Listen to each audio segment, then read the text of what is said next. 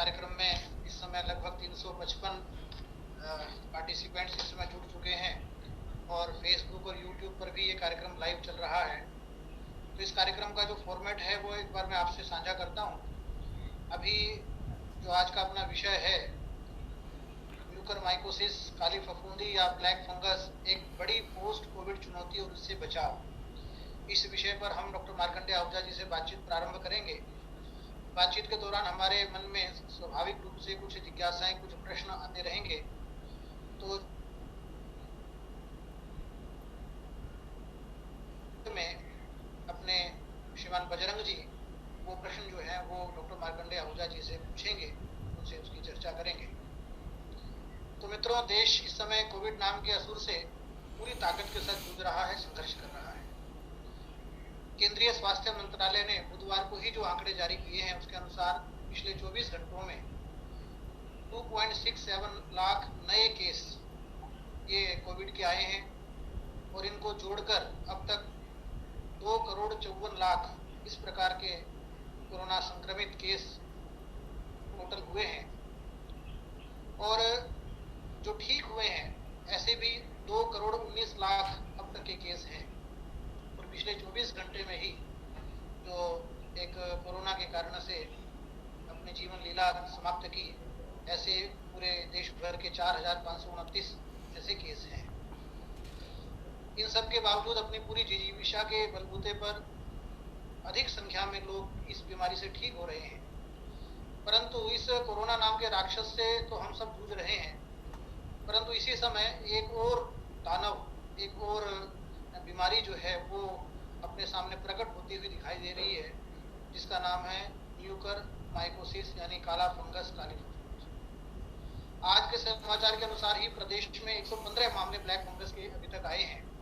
सरकार ने हरियाणा महामारी रोग म्यूकरमाइकोसिस विनियम 2021 का कल ही गठन किया है। और आज के समाचार पत्रों में एम्फोटेरिसिन बी इंजेक्शन वितरण समिति के निर्माण की भी सूचना समाचार ये आप सबने पढ़ा होगा। और इस समय सरकार ने हरियाणा के 12 अस्पतालों को चिन्हित किया जहां पर 20-20 बेड के और इस पर्टिकुलर बीमारी की दृष्टि से आरक्षित बेड किए गए हैं। कुछ का कहना है कि कोविड के इलाज के दौरान दिए जाने वाले स्टेरॉइड की अधिकता के कारण से ये ब्लैक फंगस की बीमारी आगे बढ़ रही है। कुछ का मानना है कि ऑक्सीजन देने के दौरान कुछ हाइजीन का जो ध्यान रखा जाना चाहिए वो इसके पीछे का कारण है। तो ऐसे बहुत सारे प्रश्न हम सबके मन में भी होंगे। ये काला फंगस क्यों होता है, ये कितना भयावह है, इससे उपचार किस प्रकार से हो सकता है, बचाव किस प्रकार से हो सकता है, ऐसे बहुत सारे प्रश्नों की हमारे मन में जिज्ञासा होगी। और इन्हीं सब प्रश्नों की चर्चा अपने आज के विशेषज्ञ डॉक्टर मार्कंडेय आहूजा जी से हम करने वाले हैं। तो इस चर्चा को हम प्रारंभ करते हैं। डॉक्टर साहब जी, म्यूकरमाइकोसिस या काला फंगस जी, ये वास्तव में, अगर हम, क्योंकि सभी सामाजिक कार्यकर्ता आज की इस वेबिनार में जुड़े हुए हैं, हमें अन्य लोगों का भी प्रबोधन करना होता है, तो हमारे को ये सब बातें स्पष्ट होनी चाहिए। तो वास्तव में म्यूकरमाइकोसिस या काला फंगस है क्या, किस प्रकार से, किन माध्यमों से ये शरीर में प्रवेश करता है और कुल मिलाकर शरीर में किस प्रकार से ये नुकसान पहुंचाता है, ऐसे जो कुछ आधारभूत प्रश्न है उनसे हम अपनी चर्चा को प्रारंभ करते हैं। डॉक्टर साहब जी, प्रणाम प्रताप जी। मैं सबसे पहले तो काउंसलिंग आयाम और टेली चिकित्सा आयाम का बहुत बहुत धन्यवाद करता हूं कि उन्होंने मुझ जैसे कार्यकर्ता को इस बैठक में बुलाने का कार्य किया और एक ऐसे विषय की चर्चा के लिए जो आज जिसको लेकर हम सभी चिंतित हैं। मैं इस पैनल में उपस्थित सभी संघ के अधिकारी और सभी कार्यकर्ताओं को प्रणाम करता हूं और अपनी बात की शुरुआत करता हूं। म्यूकरमाइकोसिस या काला फंगस ऐसा नहीं है कि ये पहले नहीं था। ये बीमारी बहुत पहले से है और डॉक्टर्स लोग इसे बहुत पहले से जानते भी हैं, पहचानते भी हैं और इसका निदान भी करते आए हैं। फ़र्क केवल इतना है कि पहले, जैसे मेरा लगभग 30 साल का कार्यकाल है आँखों से संबंधित, तो लगभग मैंने जीवन में 4 या 5 केस मुझे ध्यान पड़ता है कि मैंने देखे होंगे। परंतु अभी पिछले ही दिनों में 4 से अधिक केसों को मैं डील कर रहा हूं और 4 से अधिक केस मेरे नॉलेज में हैं यानी जो ये कोविड के बाद की सिचुएशन बनी है उसमें म्यूकरमाइकोसिस के केसेस में बढ़ोतरी हुई है, ऐसा स्पष्टतः मालूम होता है। आज हमारे लिए सबसे बड़ी समस्या ये है कि हम अभी लगभग 1.5 साल कोविड पूरे विश्व में होने को आया है और हम लोग पूरी तरह से अभी इस बीमारी को जान नहीं पाए हैं। इसके पूरे इलाज को भी हम नहीं कर पाए हैं। इलाज इसका ऐसे बदलता है जैसे मान लो आप किसी रेस्टोरेंट में जाएं और वहाँ पर लिखा हो आज की डिश, आज की स्पेशल डिश। यानी इलाज जैसे पहले आइवरमेक्टिन से शुरू हुआ, फिर फेबिफ्लू आई, फिर शुरू में पहले हाइड्रोक्सीक्लोरोक्विन से किया, फिर स्टीरॉयड्स आए, फिर अभी monoclonal antibodies I, plasma therapy I. यानी दुनिया भर की चीज़ें रोज़ बदलती हैं और रोज़ उनके बारे में नई रिसर्च आती है कि ये लाभदायक है या ये लाभदायक नहीं है। इस कारण से क्योंकि हम कोविड को पहचानते नहीं हैं, जब तक हम समस्या को जड़ से नहीं जानेंगे तो उसका निदान कर पाना बहुत मुश्किल भी हो जाता है। आज हमारे हालात लगभग वैसे हैं, जैसा मैं एक छोटा सा उदाहरण आप लोगों के सामने प्रस्तुत करूं कि एक व्यक्ति लंगड़ा कर चल रहा था और वो लंगड़ा कर चल रहा था तो उसे आगे उसका एक मित्र मिला। उसने कहा, देख तू लंगड़ा कर चल रहा है, ऐसा ही कुछ लंगड़ा कर मैं कुछ दिन पहले चला था। मुझे पता लगा कि मेरे को अपेंडिसाइटिस है, मैंने अपेंडिक्स निकलवा लिया और फिर मैं ढंग से चलने लगा। तो ये व्यक्ति जो लंगड़ा कर चल रहा था ये अपेंडिक्स निकलवा आया, परंतु इसका लंगड़ाना ठीक नहीं हुआ। उसके बाद इसे दूसरा मित्र मिलता है, वो कहता है यार ये लंगड़ाने की बीमारी टॉन्सिल से आ जाती है, मैंने टॉन्सिल्स निकलवाए तो मैं ठीक चलने लग गया। अब इस व्यक्ति ने जाकर टॉन्सिल्स भी निकलवा दिए, अब ठीक फिर भी नहीं हुआ। अंततः ये एक दिन उन दोनों को मिलता है और ठीक से चल रहा होता है। तो वे कहते हैं, देखा एक बोला फट से कि मैंने कहा था अपेंडिक्स, दूसरा फट से बोला टॉन्सिल, देख निकलवाने का फ़ायदा हुआ ना, तो ठीक से चलने लग गया। तो उसने कहा, भाई ना तो मैं टॉन्सिल निकलवाने से ना मैं अपेंडिक्स निकलवाने से ठीक हुआ, बल्कि मेरे पाँव में एक जूते में कील थी, वो कील निकलवाई और मैं ठीक हो गया। यानी बीमारी तो ये ज़्यादा जितनी हम जानते नहीं हैं क्योंकि इसके बारे में, तो इसलिए ठीक से जो चीज़ हमारे पैर को लंगड़ा रही है हम उस कील को नहीं निकाल पा रहे। ये हमारी समस्या है इस बीमारी के साथ। अब बात करते हैं म्यूकरमाइकोसिस की। इसका दूसरा नाम ज़ाइगोमाइकोसिस भी है और ये एक फंगस से निकलने वाला रोग है।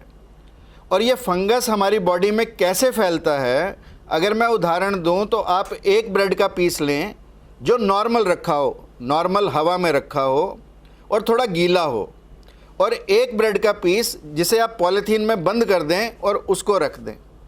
आप अगले दिन देखेंगे कि जो ब्रेड का पीस खुले वातावरण में है और थोड़ा नमी के वातावरण में है, उस पर कुछ नीला कुछ काला निकल कर आ जाता है, यानी वो फंगस होता है। परंतु जो पॉलीथीन से प्रोटेक्टेड है, जिसके आसपास पॉलीथीन का कवर है, वो अगले दिन ख़राब नहीं होता। ऐसा इसलिए होता है कि इस फंगस को, जो कि एक बहुत ही माइल्ड फंगस है, बहुत ही इतना ख़तरनाक फंगस नहीं है, परंतु जब इसे अनुकूल परिस्थितियां मिलती हैं शरीर में तो ये ज़्यादा भयानक रूप ले लेता है। जैसा हमारे यहाँ कहावत भी है कि when cat is away the mice will play. तो जब हमारी बॉडी की इम्यूनिटी कम होगी, जब हमारी बॉडी का इम्यून सिस्टम कुछ कम हो जाएगा, जो कोविड के कारणों से और कोविड में दी जाने वाली दवाओं के कारण से कम हो जाता है, तो निश्चित तौर पर जो जीवाणु या जो कीटाणु हमारे शरीर को क्षति नहीं पहुंचा पाते, वो भी क्षति पहुंचाने लायक हो जाते हैं। इसलिए म्यूकरमाइकोसिस एक ऐसा जीवाणु है, जब हमारे शरीर की परिस्थितियां कमज़ोर होती हैं, शरीर की इम्यूनिटी कम होती है, तो ये हमारे शरीर पर हमला करता है।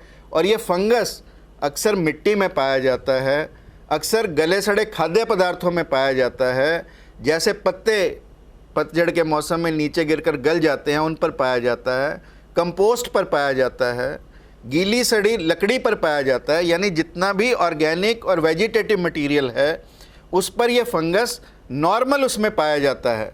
और इसलिए इस फंगस का नॉर्मली हमारे पूरे वातावरण में ये उपलब्ध है, परंतु जैसे मैंने कहा जब हमारी शरीर की स्थितियां कमज़ोर होती हैं तो ये हमारे शरीर में फैलने लगता है।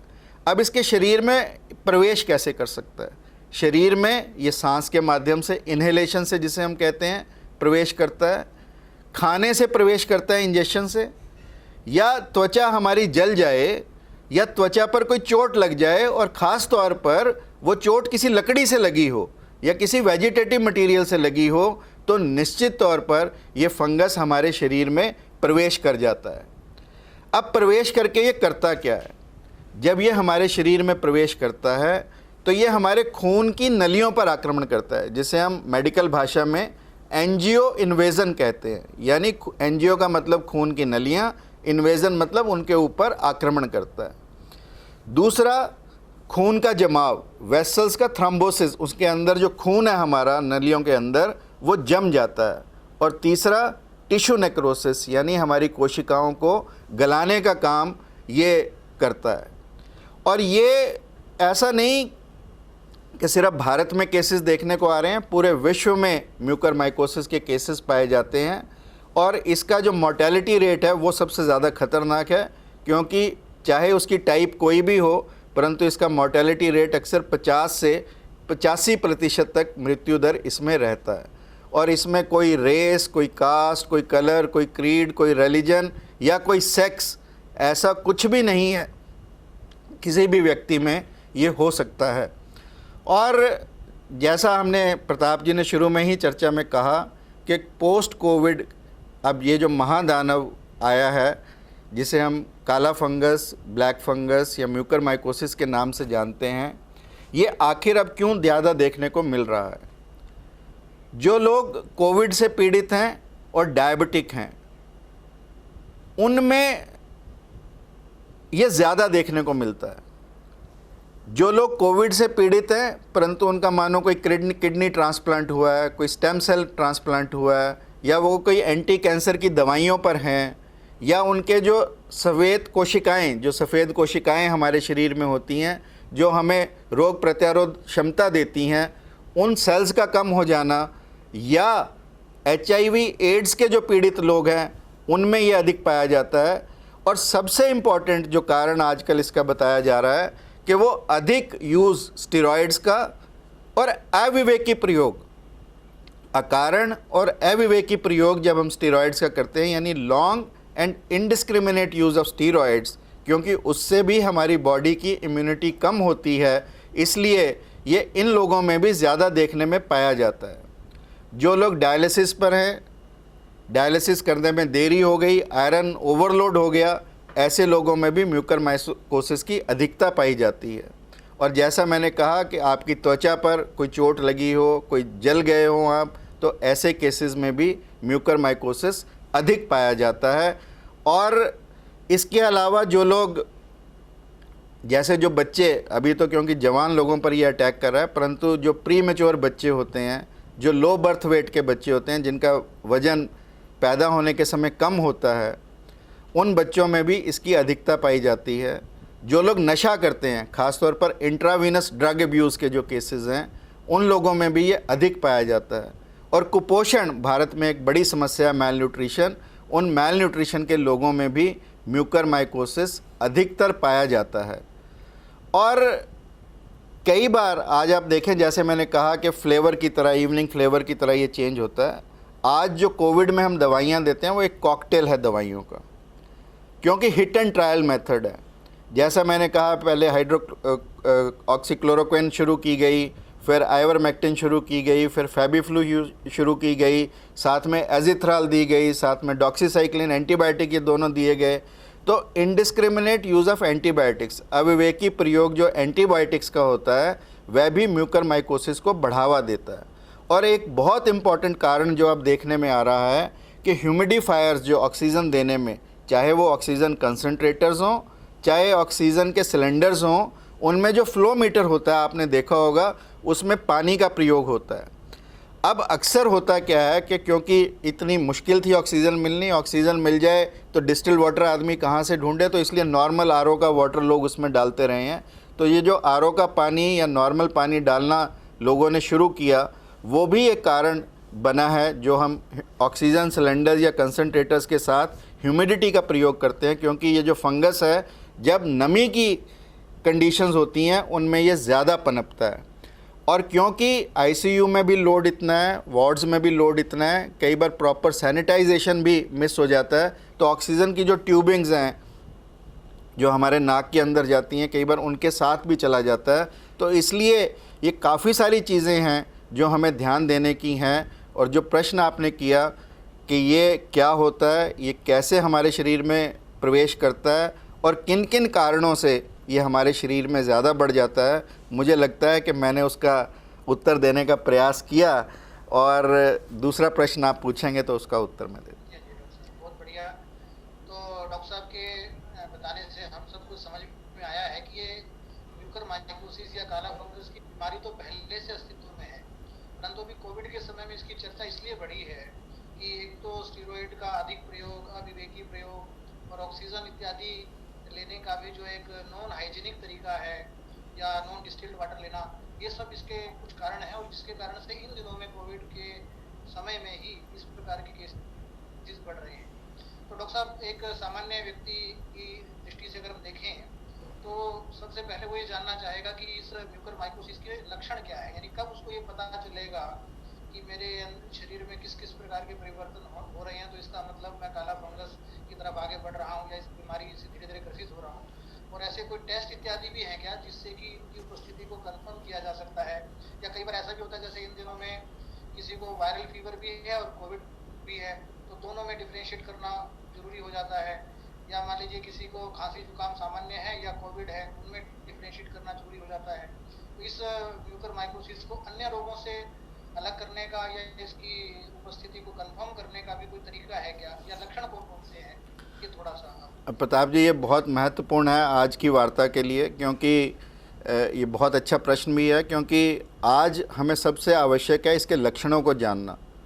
क्योंकि जब तक हमें लक्षण नहीं पता होंगे और जब तक हम संदेह नहीं करेंगे कि ये म्यूकरमाइकोसिस है, तब तक इसका डायग्नोसिस होना बहुत मुश्किल है।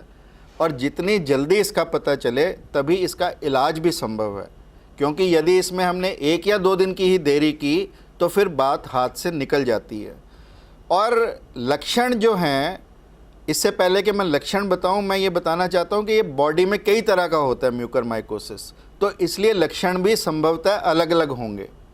जैसे आज हम सबसे पहले चर्चा करें कि ये राइनो यानी नाक, ऑकुलर यानी आँख, ऑर्बिटल, और तीसरा ब्रेन, जिसे हम राइनोसेरिब्रल म्यूकरमाइकोसिस के नाम से जानते हैं।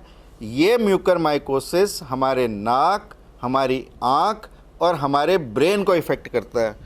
और यदि मैं दिखाने का प्रयास करूं यहाँ पर सभी लोगों को, तो ये देखें कि ये हमारा नाक है, ये मैंने इसमें तार डाला, ये हमारे ब्रेन के अंदर निकला हुआ है। यदि आप देख पाएँ, ये मैं हिला रहा हूँ इसे, ये नाक और ब्रेन का कनेक्शन है जो मैं समझाना चाहता हूँ।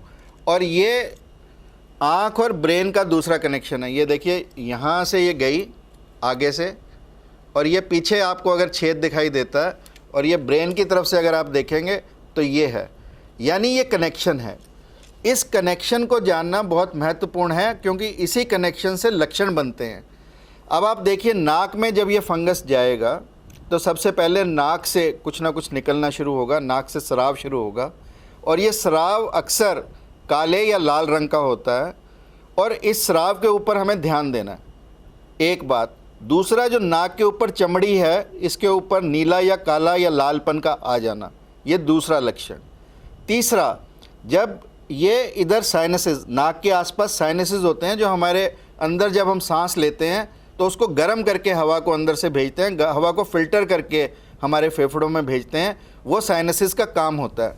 तो एक साइनस यहाँ हमारी जो चीक बोन होती है इसके नीचे होता है, एक यहाँ सेंटर में होता है, कुछ यहाँ हमारे आँख के बीच के हिस्से में होते हैं।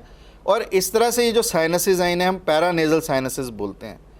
अक्सर ये इन पैरानेजल साइनसेस में घुसता है, और इन पैरानेजल साइनसेस के माध्यम से ये आँख में और फिर आँख के माध्यम से ब्रेन में या साइनस के माध्यम से सीधा ब्रेन में, ऐसा ये घुसता है। अब जब ये आँख में आएगा, साइनसिस में जाएगा, तो ये साइनस के ऊपर की बोन है, इस हिस्से के ऊपर, यानी हमारा जो चीक बोन है, अगर कोविड के बाद हमें इसके ऊपर कोई सूजन मिले, इसके ऊपर कोई रंग का बदलाव मिले, तो भी ये म्यूकरमाइकोसिस हो सकता है।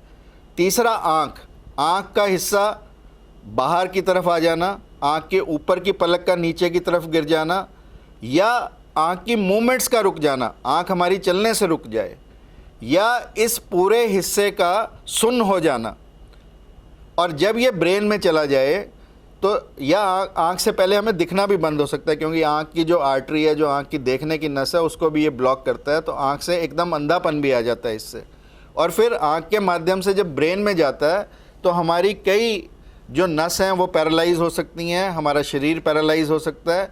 ये सब इसके लक्षण होते हैं राइनोसेरिब्रल के, यानी जो बीमारी आजकल ज़्यादा अधिकतर देखने में पाई जा रही है कोविड के साथ, और ख़ास तौर पर शुगर के मरीज़ों में, वो वैरायटी जो म्यूकरमाइकोसिस की है, वो जो नाक, साइनसिस, आँख और ब्रेन को इफ़ेक्ट करती है। ये हमारे लिए सबसे महत्वपूर्ण है समझना। इसलिए कोविड के 4 हफ्ते और आगे तक, मैं तो कहूँगा 6 हफ्ते और आगे तक कोविड ठीक होने के, यानी 15 दिन तो कोविड के और 4 हफ्ते आप और जोड़ लें, इन 6 हफ्ते में जितने भी शुगर के लोग हैं, जिनके जो भी एंटी कैंसर दवाओं पे हैं, जिनको भी शरीर में कोई और रोग है जिससे उनकी बॉडी की इम्यूनिटी कम है, वो लोग इन लक्षणों का ध्यान दें कि नाक में कोई सराव हो, आँख में कोई दर्द हो, चेहरे पर कोई सूजन हो, चेहरे का कोई रंग बदलाव में हो, आधे सिर में दर्द हो, या आपका कोई भी शरीर का हिस्सा सुन्न हो रहा हो, या उसमें जान ना रही हो, यानी वो पैरालिसिस की तरफ जा रहा हो, तो हमें ये ध्यान देने की बात है। ये तो है राइनो ऑकुलर सेरिब्रल म्यूकरमाइकोसिस। दूसरा जो म्यूकरमाइकोसिस है वो होता है पल्मनरी, जिसमें हमारे फेफड़े, जो ये काला फंगस है, ये फेफड़ों में चला जाता है। इसलिए कोई भी ऐसी खांसी जिसके साथ खून आए, वो फेफड़ों के बारे में हमें दर्शा सकती है, हेमोप्सिस जिसे हम कहते हैं। इसलिए कोई भी बुखार, कोई भी खांसी, कोई भी छाती में दर्द जो कि पोस्ट कोविड है या कोविड के समय में है, तो पल्मनरी म्यूकरमाइकोसिस के बारे में भी हमें सोचना चाहिए। इसका तीसरा प्रेजेंटेशन होता है कि हमारे पेट और आंत, उनके अंदर ये जाता है, जिसे हम गैस्ट्रोइंटेस्टाइनल कहते हैं म्यूकरमाइकोसिस। तो कोई भी पेट का दर्द, कोई भी खून की उल्टी, और कोई भी पेट में ऐसा भरापन, पेट के अंदर कोई सूजन ऐसी हमें दिखाई दे, तो हमें गैस्ट्रोइंटेस्टाइनल म्यूकरमाइकोसिस को भी ध्यान में देना होता है। यानी शरीर में लक्षण, चाहे वो नाक, चाहे वो आँख, चाहे वो सिर, चाहे वो फेफड़े, चाहे वो आंत, इनसे संबंधित कोई भी हो, चाहे खून टट्टी के रास्ते से आए या मल के रास्ते से आए या खून हमारे उल्टी के रास्ते से आए, तो ये गैस्ट्रोइंटेस्टाइनल म्यूकरमाइकोसिस के बारे में हमें बताते हैं। क्यूटेनियस म्यूकरमाइकोसिस जो मैंने कहा त्वचा से संबंधित होता है, ये अक्सर त्वचा पर चोट लगने से, या त्वचा पर कोई जख्म पहले से है, या कोई त्वचा जल चुकी है, तो उसके वहाँ से हो सकता है। और इसमें भी वहाँ पर जहाँ त्वचा होगी वो सूजी हुई दिखाई देगी, वहाँ पर दर्द होगा, ऐसा क्यूटेनियस म्यूकरमाइकोसिस में देखने को मिलता है। और अब मुझे लगता है कि थोड़ी सी चर्चा हम राइनो सेरिब्रल म्यूकरमाइकोसिस की पुनः करें। जैसा मैंने कहा कि आपको साइनसिस, आपको सांस लेने में कुछ भारीपन, कुछ आवाज़ में भारीपन, कुछ आपको ऐसा लगता है कि साथ में बुखार है, साथ में गला ख़राब है, आपका नोज़ कंजेस्टेड है, आपका नाक बंद है, इसलिए बार बार अपना सांस चलाकर दोनों तरफ से देखते रहना चाहिए कि हमें सांस ऐसे और ऐसे पता लगे कि कोई हमारा नाक बंद तो नहीं है, क्योंकि नाक बंद होने का जो है, और ऐसे ही गला भी कोई बंद तो नहीं है, ये चीज़ें टेस्ट हमें करते रहना चाहिए। और ऐसे ही आँख, कभी कभार बीच बीच में हमें एक आँख को हाथ रखकर देख लेना चाहिए कि दोनों आँखों से हमें बराबर जैसा पहले दिखाई देता था वैसा दिखाई देता भी है या नहीं दिखाई देता। और ख़ास तौर पर अगर कोई नाक से सराव आ रहा हो, कोई खांसी आ रही हो, कोई खून की उल्टी आ रही हो, और या कोई हमारे यहाँ पर दर्द हो, इस हिस्से में दर्द हो, और या आधे सिर में दर्द हो, तो हमें इसके लक्षणों के ऊपर ध्यान देना होगा। और जब ये नाक में जाता है तो नाक का जो बेस है, जैसा मैंने उसमें दिखाने का आपको प्रयास किया था कि नाक का जो बेस है ये हमारे मुंह का ऊपरी हिस्सा है। अगर आप देखेंगे तो जो हमारा तालू है वो नाक का बेस बनाता है। तो जब नाक में ये जाता है तो हमारे तालू पर भी प्रभाव करता है, तो हमारे तालू को भी ख़त्म करता है।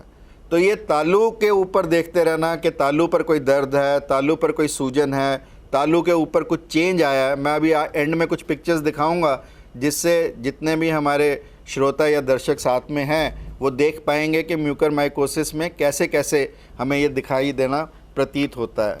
तो ये प्रताप जी ऐसे इसकी बीमारी है जिसको यदि हम देखते हैं तो इसमें दुनिया भर के लक्षण हैं, परंतु मेरा ये कहना है कि कोई भी अबनॉर्मल लक्षण यदि आपको कोविड के बाद प्रतीत पड़े, नाक से प्रतीत पड़े तो तुरंत ईएनटी वाले के पास जाएं, आँख से प्रतीत पड़े तो तुरंत आँख वाले के पास जाएं, फेफड़ों से तकलीफ़ मिले तो फेफड़ों वाले के पास जाएं, या कोई पेट से संबंधित हो तो जीआई वाले के पास जाएं, परंतु डॉक्टर के पास इमीडिएटली जाएं।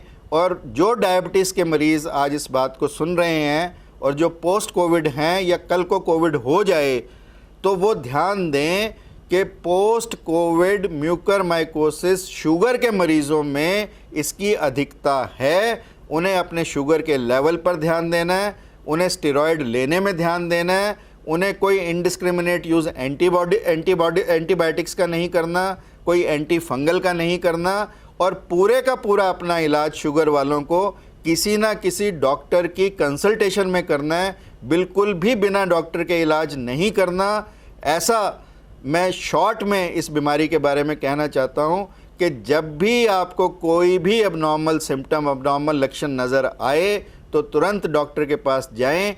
एक दिन की भी देरी इस बीमारी को बढ़ा सकती है, आपकी जान को खतरे में डाल सकती है। इसलिए किसी भी लक्षण को आप इग्नोर मत करें, उसे हवाई मत करें, उस पर ध्यान दें और डॉक्टर के पास जाएं। जी प्रताप जी। तो जैसे डॉक्टर साहब ने बताया कि राइनो सेरेब्रल जो एक टाइप है म्यूकरमाइकोसिस का, जिसमें कि हमारी नाक या हमारी आँख या हमारे ब्रेन पर कुल मिला के प्रभाव होता है, उसके जो लक्षण है उससे हम थोड़ा सा इस तरफ सोच सकते हैं कि भी हमें इसकी जांच करवानी चाहिए।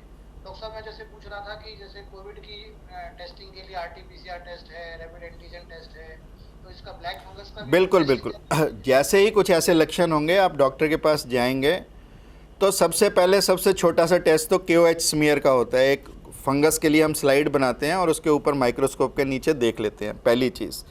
दूसरी चीज़, जब हमें ये एविडेंटली दिखाई दे रहा हो तो फिर हम KOH स्मीयर में भी देरी ना करने की बजाय सीधा CT स्कैन पर जाते हैं। CT स्कैन के माध्यम से हमें पता लग जाता है भी साइनसेस कितने इन्वॉल्व है, ऑर्बिट कितना इन्वॉल्व है, ब्रेन कितना इन्वॉल्व है। और CT स्कैन पर अगर हमें काफ़ी सारा डाउट आ रहा है तो हम MRI भी कर सकते हैं, परंतु बेसिकली हमें चेस्ट का एक्सरे, PNS का एक्सरे, जो पैरानेजल साइनसेस हैं उनका एक्सरे, CT स्कैन और MRI इसमें डायग्नोसिस को बनाते हैं। इवन डॉक्टर्स के देखने से ज़्यादा भी डायग्नोसिस इन चीज़ों के माध्यम से अधिक बनता है, क्योंकि पैरानेजल साइनसिस को CT तो कहीं भी हो सकता है, परंतु एंडोनेजल अगर एग्जामिन करना होगा या एंडोस्कोपी करनी होगी तो थोड़ा मुश्किल पड़ता है, और ख़ास तौर पे जब पेशेंट का नाक पूरा सटा पड़ा हो तो इसलिए CT स्कैन इसमें अधिकतर हमारी मदद करता है। और KOH स्मीयर जैसे मैंने कहा कि फ़ंगस को टेस्ट करने का, कि फ़ंगस उसमें माइक्रोस्कोप के नीचे हमें दिखाई दे जाता है। बहुत सिंपल सा टेस्ट है, फर्स्ट ईयर MBBS में ही सिखाया जाता है। तो इसलिए ये एक टेस्ट ऐसा है जो बहुत सादा टेस्ट है, बहुत सिंपल टेस्ट है, बहुत सस्ता टेस्ट है। वो करने से हमें म्यूकरमाइकोसिस का डायग्नोसिस कंफर्म होता है, और म्यूकरमाइकोसिस की कंफर्मेशन डायग्नोसिस की CT स्कैन के माध्यम से हम कर सकते हैं। आपने एक सवाल आपका जुड़ा हुआ और था कि म्यूकरमाइकोसिस से हमारे शरीर में क्या क्या नुकसान हो सकते हैं। म्यूकरमाइकोसिस जहाँ तक हमारे जैसे आप दीमक देखते हैं, दीमक खाता चला जाता है और एक दिन दरवाजे को ज़रा सा धक्का दो तो वो दरवाज़ा गिर जाता है। इसी तरह से mucormycosis just Yeats away your tissues, सारे टिश्यूज़ को खाता चला जाता है जिस टिश्यू पे जाता है। साइनसिस को खाएगा, साइनसिस के थ्रू आँख में आ जाएगा, आँख को खाता खाता आँख की नसों को, आँख के मसल्स को खाता हुआ पीछे चला जाएगा ब्रेन में, ब्रेन के साइनसेस को खा जाएगा। तो मतलब कैवर्नस साइनस जिसका मैंने आपको दिखाया था, स्कल में दिखाकर कहाँ होता है, वो ब्लॉक हो जाता है। हमारी क्रेनियल नर्व्स काफ़ी सारी उसकी पैरालिसिस हो जाता है। विजुअल लॉस यानी हमें दिखना बंद हो जाता है। हमारे ब्रेन में एब्सेस बन जाती है, या जो हमारे ब्रेन को मेन आर्टरीज और वेन सप्लाई करती हैं वो भी ब्लॉक हो जाती हैं, जिनके कारण हमारे शरीर में अधरंग या शरीर के जो हिस्से हैं वो कमज़ोर पड़ने लगते हैं। और डायग्नोसिस में जो एक छोटी सी बात मैं मिस कर गया, वो बायोप्सी भी है। जहाँ जहाँ टिश्यूज़ हो उसकी बायोप्सी करके भी हम इस डायग्नोसिस को पूरा बना सकते हैं। अगर आप कहें तो मैं स्क्रीन शेयर करके कुछ पिक्चर्स दिखा दूं सभी लोगों को, ताकि कुछ आइडिया उन पिक्चर से सब लोगों को हो जाए।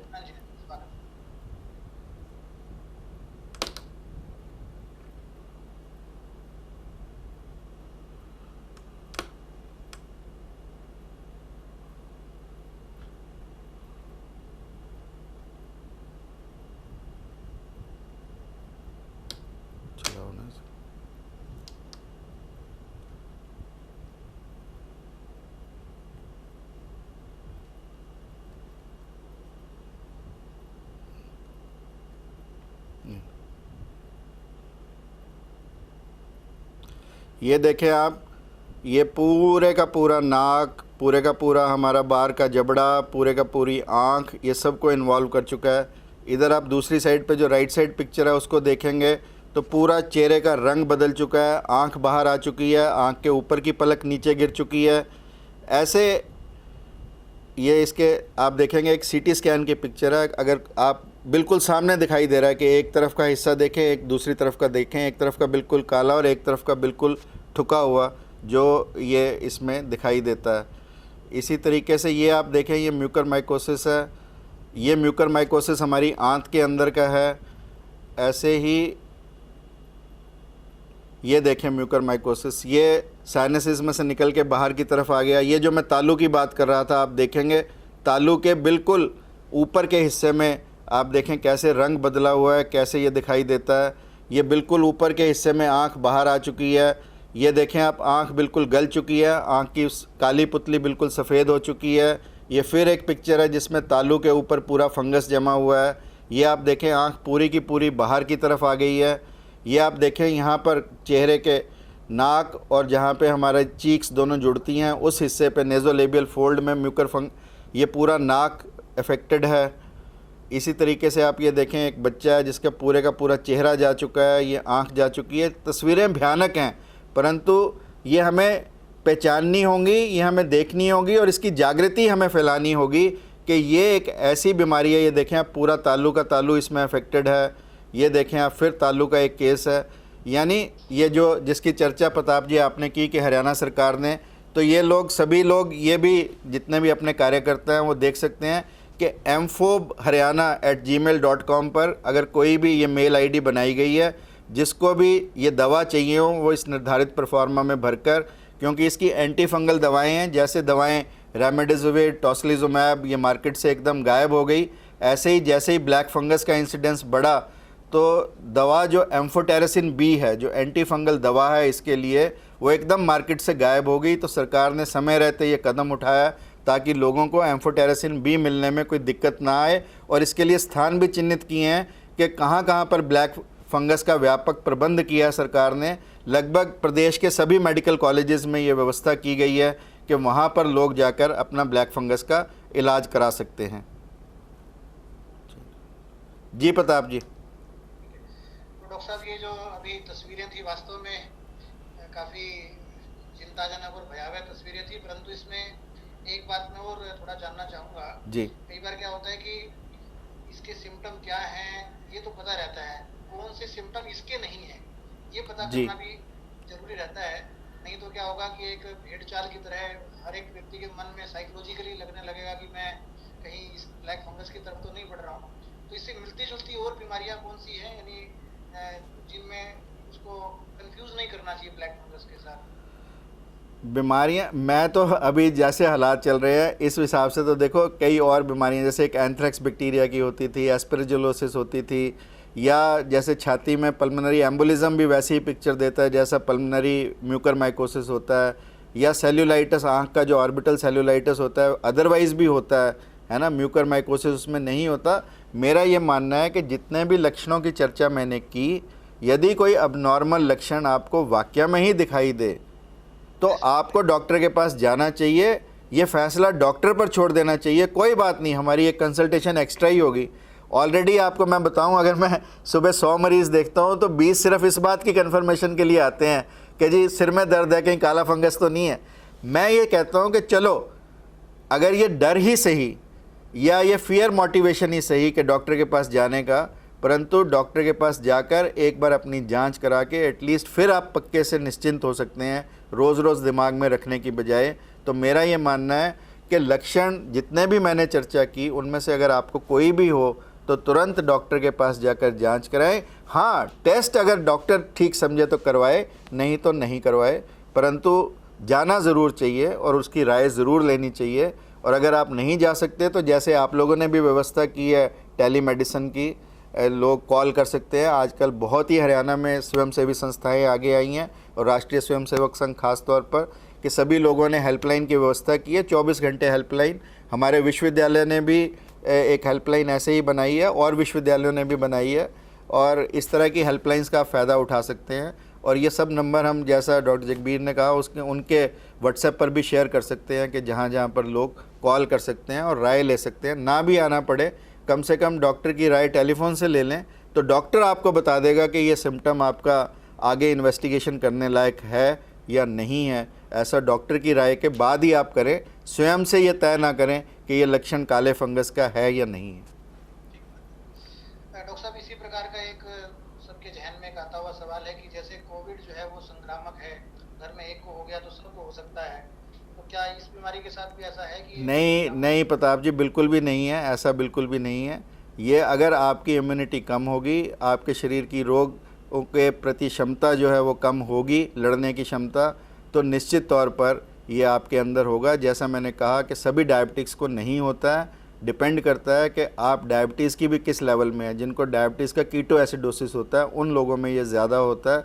तो अक्सर ये ऐसा देखने में आता है कि अनकंट्रोल्ड जो शुगर है, अगर आप अपनी शुगर को कंट्रोल रखते हैं तो चांसेस बहुत कम हो जाते हैं, परंतु अगर आपका शुगर अनकंट्रोल्ड है तो इसके चांसेस बढ़ते हैं। ऐसा नहीं कि आपको होगा ही होगा, परंतु होने के जो चांसेस हैं वो बढ़ जाते हैं, ऐसा मानकर चलना चाहिए।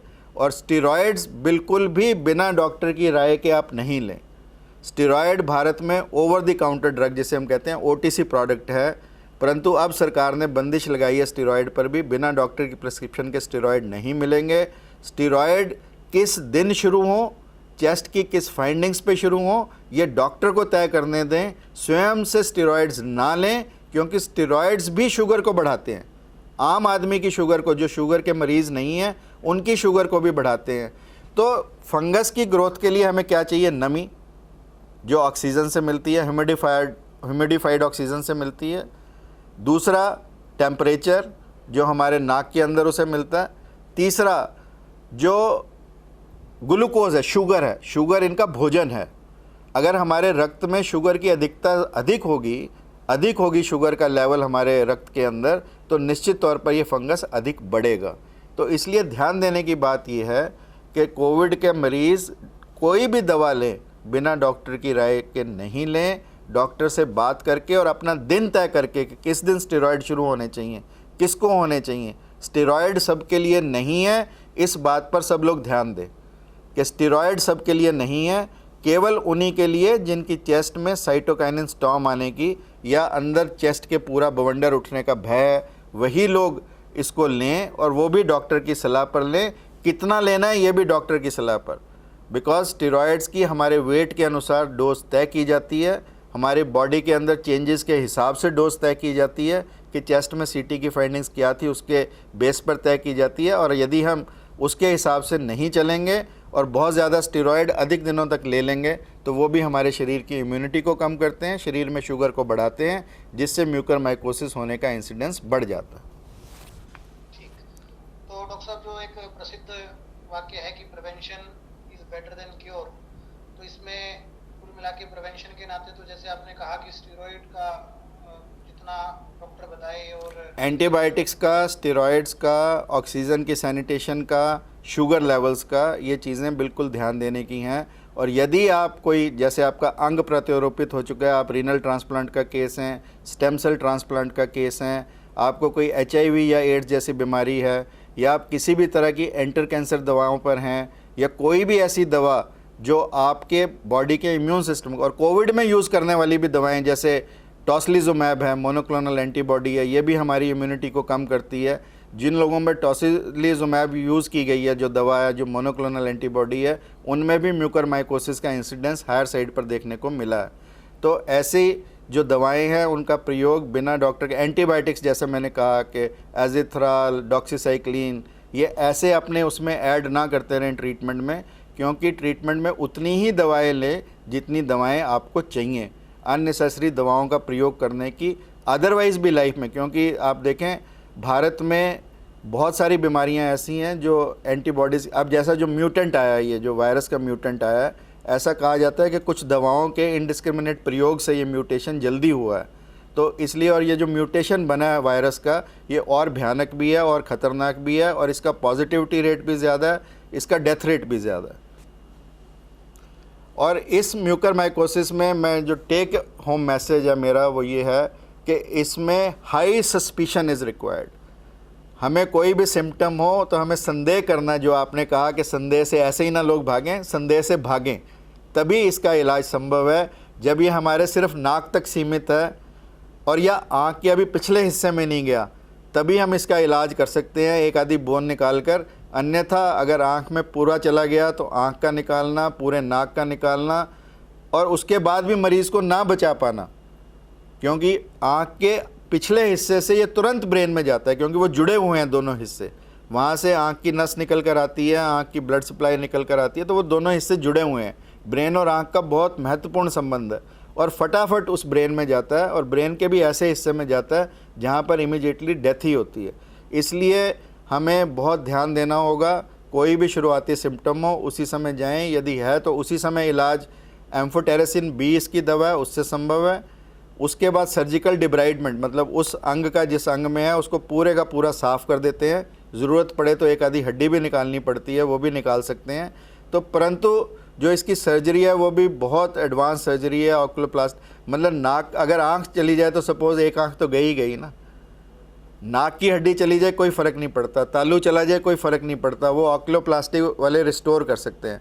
परंतु अगर हमारी आँख का गोला चला गया तो वो कोई ऑक्लोप्लास्टी उसको रिस्टोर नहीं कर सकती, केवल एक पत्थर की आँख लगा सकते हैं जिसमें से देखने का कोई प्रश्न ही नहीं पैदा होता। इसलिए ये बीमारी ऐसी है जिसमें बहुत देखने की ज़रूरत है, और ये केवल मरीज़ों के लिए नहीं, डॉक्टर्स के लिए भी भयावह है। मैंने ऐसे ऐसे केसेस देखे हैं जिनकी दोनों आंखें भी निकाल दी गई, फिर भी बचा नहीं पाए उनको। और जब दोनों आंखें किसी की निकलती हैं तो डॉक्टर्स के लिए कितना ट्रॉमेटिक होगा। और ये जो कोरोना है, ये ना केवल आम जन के लिए आने वाले साल में ट्रॉमेटिक होने वाला है, परंतु डॉक्टर्स का भी नर्वस ब्रेकडाउन इसमें बहुत ज़्यादा होने वाला है, क्योंकि डॉक्टर्स ने भी इतनी मौतें और इतने भयावह दृश्य कभी अपने जीवन में देखे नहीं हैं। और ये देखकर जितना दिल दहलता है, केवल परमात्मा का विश्वास ही उसमें आदमी को ज़िंदा रख सकता है। और मैं बधाई देना चाहता हूँ अपने सभी डॉक्टर सहयोगियों को और आप जैसे समाज सेवी संगठनों को, जिन लोगों ने पूर्ण रूप से खड़े रहकर इस देश में जितने भी दुखी लोग थे, जितने भी असहाय लोग थे, उनकी सेवा करने का काम किया। आप सब बधाई के पात्र हैं, क्योंकि मैंने देखा है समाज में आप सब लोगों को काम करते हुए, और आप सबके साथ मिलकर मैंने भी काम किया है। और इसी काम के चलते भारत अपने केसेस को अब कम कर पाया। दूसरी जो लहर आई उसका पीक 7 मई तक था। अब 7 मई के बाद केसेस में धीरे धीरे गिरावट आती जा रही है। और जिस ढंग से भारत की सरकार, प्रदेश की सरकार और सभी सामाजिक धार्मिक संगठन लगे हैं इस काम में, मुझे पूर्ण विश्वास है कि आने वाले समय में जल्दी हम कोरोना की दूसरी लहर पर विजय कर पाएंगे। ठीक है डॉक्टर साहब, हमारी चर्चा में कुल मिलाकर म्यूकरमाइकोसिस है क्या, इसके लक्षण क्या है, किस प्रकार से ये हमारे शरीर में प्रवेश करता है, तो प्रवेश करने के पश्चात किस किस प्रकार का नुकसान पहुंचा सकता है, और कोविड के समय में किन कारणों से इसकी चर्चा अधिक हुई है, और कुल मिलाकर इसकी प्रिवेंशन क्या है, और अगर किसी को हो भी जाता है तो किस प्रकार से वो टेस्ट कराए, किस प्रकार से वो इसका क्यूरेटिव उपचार इत्यादि करे, ये सारी चर्चा हम लोगों ने की है। तो अपने आज के सत्र का एक हिस्सा जो है हम अभी यहीं पर संपन्न करेंगे।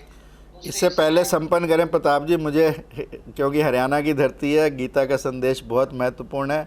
भगवान अभी डॉक्टर साहब अभी संपन्न करने का मतलब अभी जो बाकी लोगों की क्वेरीज लेंगे अभी। जी जी जी, मैं एक श्लोक गीता का कह के अपनी बात को ज़रूर समाप्त करना चाहूँगा। जी तो जरूरी है जी, क्वेश्चंस। हाँ जी, तो बजरंग जी अभी हमारे मध्य में है। बजरंग जी ने जो लोग हमारे साथ जूम पे जुड़े हैं उनके क्वेश्चंस को चैट बॉक्स के माध्यम से संकलित किया है। जी तो बजरंग जी ऐसे कुछ प्रश्न जो ना कवर कर पाए हों हम, जिनका उत्तर हम दे चुके हों, या कोई ऐसे बहुत ही स्पेसिफिक प्रश्न हो तो उनको कम शब्दों में समय का ध्यान रखते हुए बजरंग जी पूछेंगे और उसके बाद फिर बाद में आगे बढ़ेंगे। बजरंग जी। हाँ, 2-3 क्वेश्चन इकट्ठे ही मैं कर देता हूँ। हाँ जी, हाँ जी। एक तो उन्होंने सामान्य से प्रश्न पूछा कि जैसे अभी पाइल्स की दवाई चल रही है, क्या मैं वैक्सीन लगवा सकता हूँ। दूसरा, इन्हीं के ब्रदर को 2 हफ्ते पहले टाइफाइड हुआ था और वो ठीक है, क्या वो भी वैक्सीन ले सकते हैं। नंबर 1। ब्लैक फंगस के बारे में ही पूछे। हाँ, नहीं मतलब वो इसमें कोई ऐसा नहीं है, दोनों केसेस में ले सकते हैं वैक्सीन, कोई कंट्राइंडिकेशन नहीं है। पर इतना पर्याप्त है बताना जी। और एक क्वेश्चन है, what precautions we should take regarding hygiene at home in order to prevent its infection। घर में ऑक्सीजन के दौरान हम क्या प्रिपरेशन कर सकते हैं इससे बचने के लिए।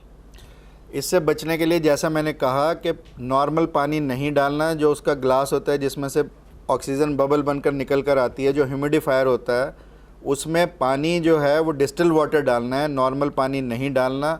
जो उसकी ट्यूब हम नाक में लगाते हैं, उस ट्यूब को पूर्ण तरह से डिस्पोजेबल ट्यूब लेनी, लगानी और फिर फेंक देनी, फिर लगानी और फिर फेंक देनी अगर निकालनी पड़े बीच में तो।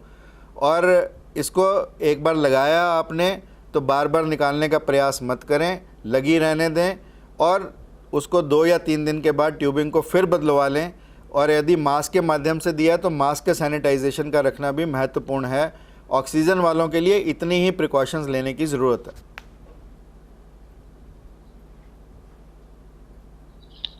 जी बजरंग जी। प्रश्न आया है, क्या ये साइकोमेटिक भी हो सकता है, क्योंकि ये एक एलर्जिक सिम्टम है। इसमें माइंडसेट का या प्लेसबो इफेक्ट का रोल कितना इम्पोर्टेंट है। साइकोसोमैटिक बीमारियां वो होती हैं जो हमारी साइक यानी मन और सोमा यानी बॉडी, मन और शरीर दोनों से जुड़ी होती हैं। ऐसा इस बीमारी में नहीं है। ये बीमारी फंगस से होती है, इसका साइकोसोमैटिक से कोई लेना देना नहीं है। नेक्स्ट क्वेश्चन है, किसी ने पूछा है, my wife recovered from covid in November 2020 and she seems to be fit and fine, but every day when we go through newspapers and headlines she get under stress. Being a diabetic patient, what should be the precaution and how to manage this stress. उनको बिल्कुल चिंता की बात नहीं है। She should not worry at all, because covid के post covid 6 हफ्ते ही dangerous होते हैं। नवंबर 2020 ऑलरेडी 6 महीने हो चुके हैं, उनको चिंता का कोई विषय नहीं है। What is the probability of getting infections if patient is not hospitalized or doesn't have sugar? There is hardly any chance. जो लोग डायबिटिक नहीं हैं, जिनको ऑक्सीजन नहीं लगी है, घर पर ही कोविड का इलाज किया, परंतु यदि स्टेरॉइड्स की मात्रा अधिक ली है तो उनमें होने का फिर भी चांस बना रहता है। और यदि स्टेरॉइड्स भी नहीं लिए हैं, नॉर्मल कोविड आया और चला गया, उन लोगों में इंसिडेंस अभी तक कोई ऐसा रिपोर्टेड नहीं है।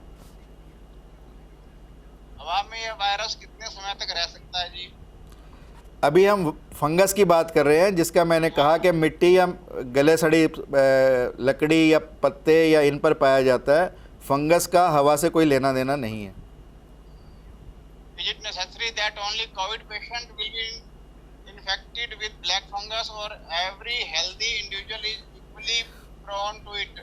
Everybody can be affected but not healthy. Healthy होगा तो बहुत बिल्कुल ही मिनिमल चांस है उसमें। मैंने जैसे कहा कि किसी की त्वचा गली हो, त्वचा पर चोट लगी हो, उसी के माध्यम से, परंतु फिर भी इम्यूनिटी कम हो। नहीं तो आप देखें गांव में रोज़ लोगों के चोट लगती है, फंगस का डर रहता है, परंतु वो फंगस कंट्रोलेबल होता है यदि आपकी इम्यूनिटी ठीक है। यदि आपकी इम्यूनिटी कम है, केवल उन्हीं केसेस में फंगस ज़्यादा ग्रो करता है। हेल्दी लोगों में फंगस का होना और ग्रो करना बहुत कम पाया जाता है। क्या ब्लैक फंगस नॉन डायबिटिक का भी हो सकता है? क्या ये बिल्कुल हो सकता है, बिल्कुल फैलता है? बिल्कुल हो सकता है। कई तरह की फंगस होती है, परंतु काला फंगस के ही केस क्यों हो रहे हैं?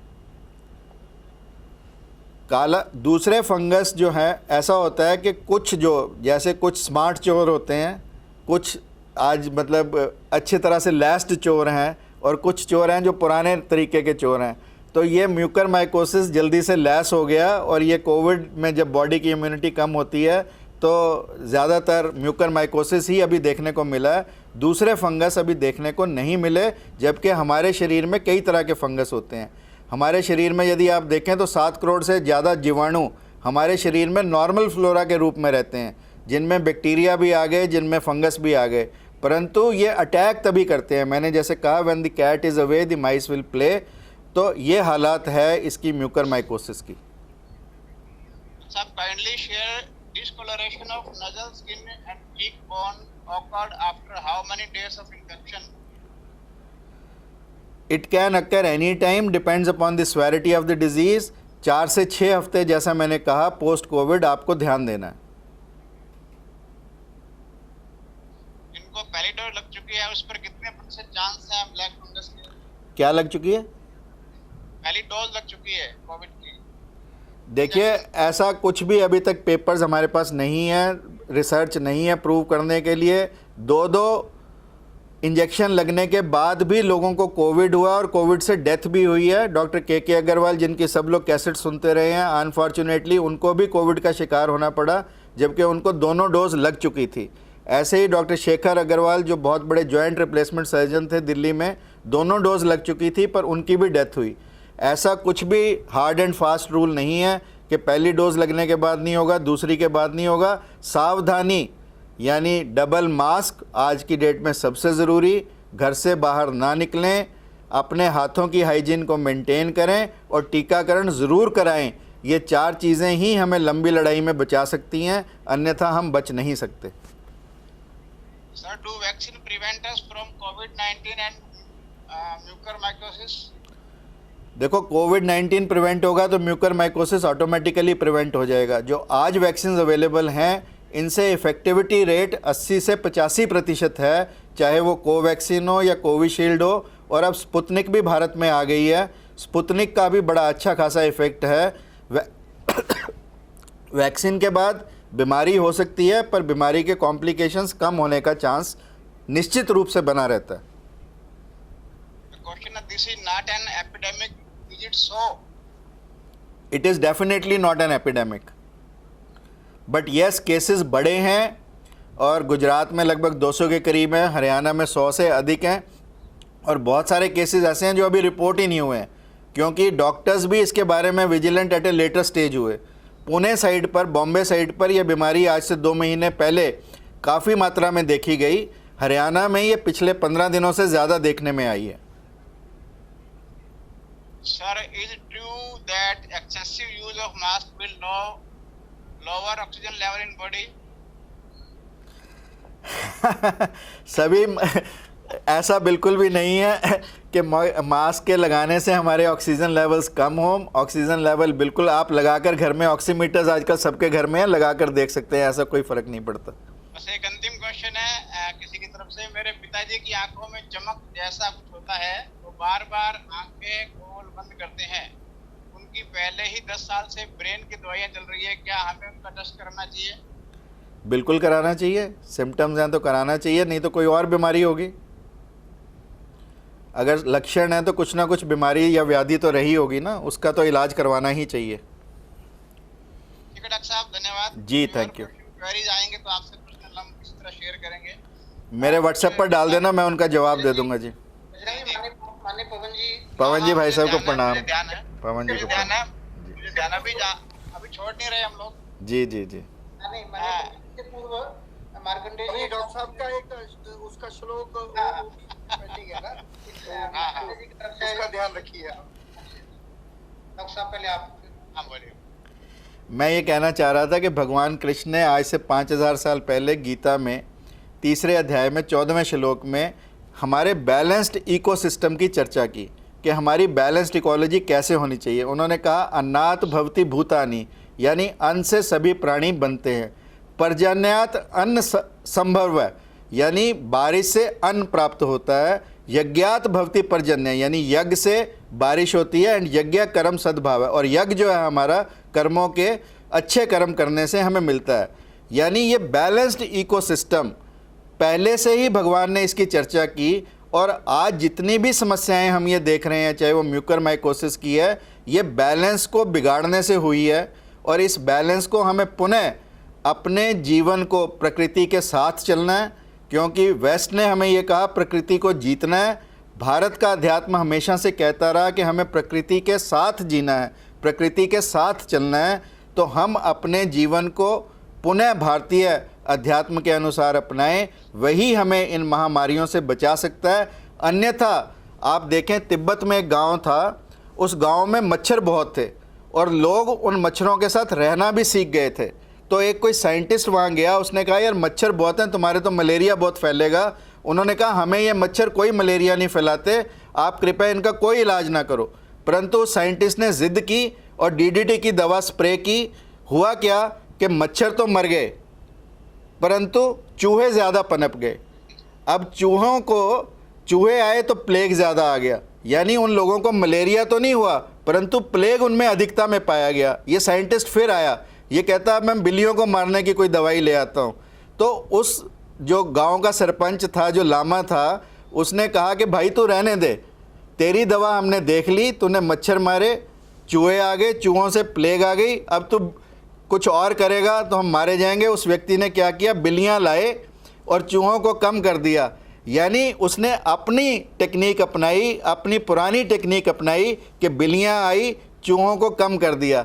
तो ये हमें अपनाना होगा कि ये जो हम इनडिस्क्रिमिनेट जो हमारा प्रोग्रेस हो रहा है, जो हमारा बिना ही किसी तरकीब के जो हमारी तरक्की हो रही है, उस तरक्की को हमें रोकना होगा, प्रकृति के साथ संतुलन बनाना होगा, तभी हम अपने जीवन को सही ढंग से जी पाएंगे। ये मैं टेक होम मैसेज देना चाहता हूँ सब लोगों को। माननीय व्यास जी भी जुड़े हैं, उनको भी बहुत बहुत प्रणाम। और उन्हीं से ये चर्चा शुरू हुई थी ब्लैक फंगस की, और आज एक बहुत अच्छी खासी चर्चा हम सब लोगों ने की। आप सब ने मुझे इतने प्यार से सुना, इतना मान दिया, आप सबका बहुत बहुत धन्यवाद।